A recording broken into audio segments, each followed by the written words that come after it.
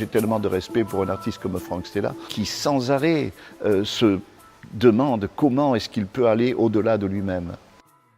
Oui, si vous me demandez quelle est l'œuvre pour laquelle j'ai les sentiments les plus profonds, j'ai la plus grande admiration, en dehors de, bien entendu, le James Turrell, qui est le Open Sky, qui est une très belle pièce, je dois dire que la chapelle Stella est quand même une chose assez importante, qui a une belle histoire d'ailleurs, parce que un jour, alors que ça n'était pas prévu, je me retrouve dans son atelier. C'est pas prévu, disons que j'achète quelque chose. Ce qui était prévu, c'est que j'aille lui rendre visite avec un ami, et on est dans son atelier, et je vois un grand mur avec des 6 grands reliefs qu'il y a ici, et je regarde ça et je me dis, c'est costaud, hein.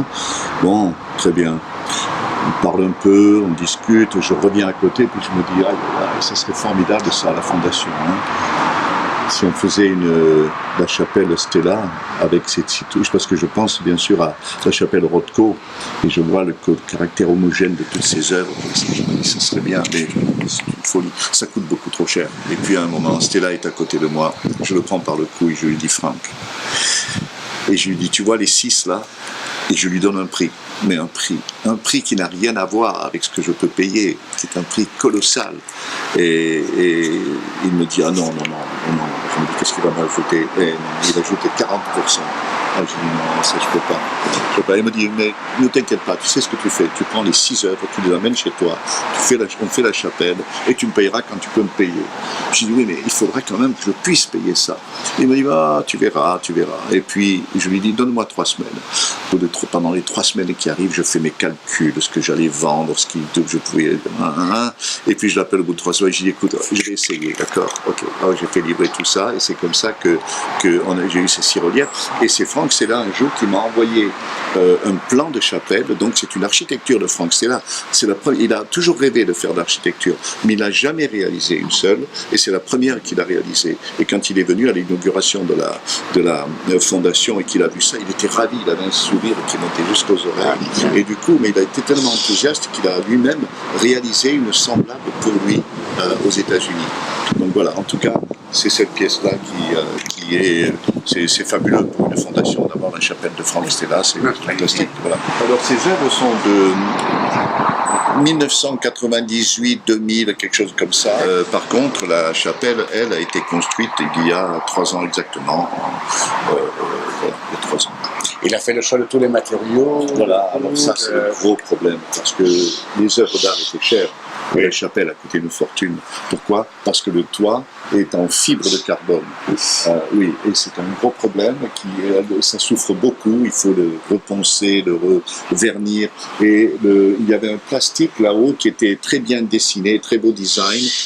Malheureusement, à cause de la température, de la chaleur et du fait que le fibre de carbone est noir, le plastique fondait avec un petit peu les mouvements du vent, un peu la pluie, un peu tout ça. Ça a été une catastrophe, ça a duré 1 an et demi seulement. Donc, pourquoi est-ce qu'il avait choisi le carbone pour faire un écart de matière par rapport à ce côté brutal? Je lui ai dit un jour, j'ai dit, écoute, fibre de carbone, ça va me coûter aussi cher qu'un bâtiment entier. Il me dit, oui, mais tu sais, les Romains, ils faisaient avec la pierre.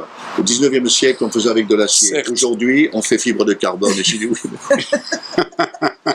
Aïe. Mais c'est pas demain qu'on va faire d'autres toits en fibre de carbone, parce que vraiment, ça n'est pas une solution. Ce sont des formes assez souples qu'il a dessinées par rapport à la mécanique. Ce que vous voyez là, c'est vraiment en soi une œuvre d'art, absolument. Oui. On pourrait presque, si un jour ça n'existait plus, on pourrait la prendre et la mettre sur un comme ça, on aurait un Stella. Oui, c'est un exemple d'un artiste qui a eu du succès très jeune, avec ses canvas, etc., qui a commencé à faire ses reliefs, montrer que tout pouvait fonctionner, des éléments hétérogènes, au lieu d'être simplement une ligne qu'il a dessinée, et ce courage d'artiste, justement, de ne pas s'enfermer sur les critiques, comme je le soulignais tout à l'heure. C'est ça qui est assez étonnant. Et chaque fois intéressant, chaque fois. Il est très cultivé. Je pense qu'il faut être à la fois cultivé, et comme je disais tout à l'heure, être intuitif, et c'est-à-dire être cultivé et être assez frais quand c'est la première fois que tu le vois, mais être cultivé pour ne pas refaire. Parce que des fois, j'imagine vous partagez certaines exaspérations, c'est quand quelqu'un va faire une grande sculpture molle, mais ne sait pas que le bloc a existé. Vous savez, ça vient aussi du fait qu'on est tellement exigeant qu'on a l'impression qu'on n'a rien fait. Oui. Vraiment, c'est-à-dire qu'on est conscient de ce que c'est. On se mesure pas aux copains qui exposent à côté de vous. La vraie mesure, c'est C'était Picasso. Et pour Picasso, c'était Léonard de Vinci. Oui, C'est ce qu'il faut, c'est tenir les siècles. C'est l'ambition. c'est exact. Je n'ai pas la prétention de le faire, ni Stella d'ailleurs. Mais c'est l'objectif. On est dans ce ordre-là. Ah oui, c'est bien sûr. évident. Bien sûr.